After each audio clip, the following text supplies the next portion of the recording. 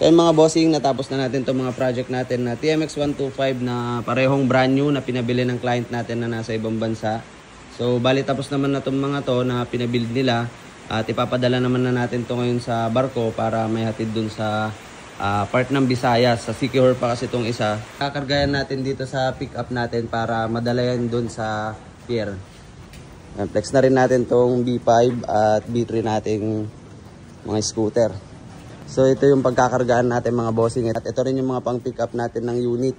Yung nagkakargaan natin pag may nagpapa-pick up at pag may nagpapa-deliver ng unit. Kahit sa bundok tayo maghatid niyan, pwede. So kakarga lang natin yan dyan mga bossing. At sa mga gusto magpa-pick up ng unit nila, mag-PM lang kayo sa Facebook page natin para may karga natin yan dito. Karga nyo na para may hatid na natin yan sa pier. Ayan yung dalawang unit mga bossing. Karga lang natin. Oops.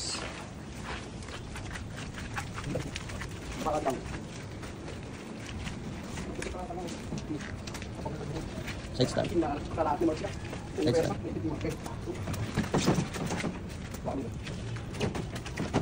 Okay, akit na natin yung isa. Papagilid lang yan para mapagkasya natin yung dalawa. Sunod naman natin to.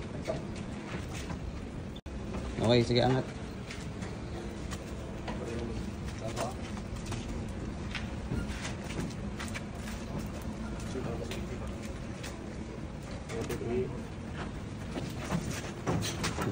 Nahihirapan at medyo mataas na itong sasakyan.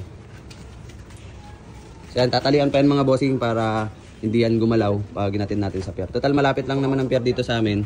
Nasa Caloocan naman kami at dito lang naman banda yung Botas.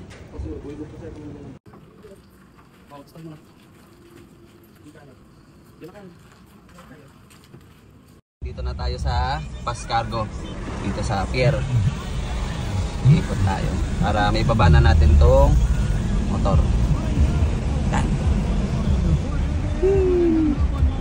Ikot lang muna tayo. Yan natin pa-process yan mamaya. Dati sa Tugo tayo nagpapadala kaso mas mura dito sa Pass Cargo eh. Kaya dito na lang tayo lagi magpapadala pag may magpapagawa sa atin mga bossing. Dito lang to sa may Nabotas. Search nyo na lang sa mapa mga bossing.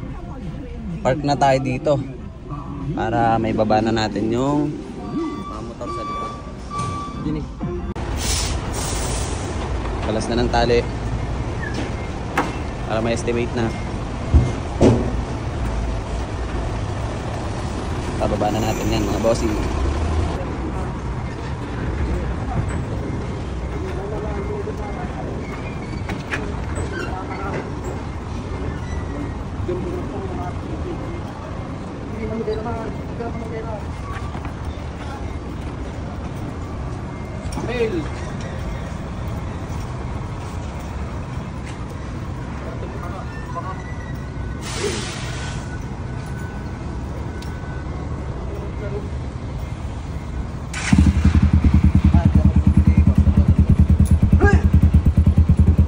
Bombahan man.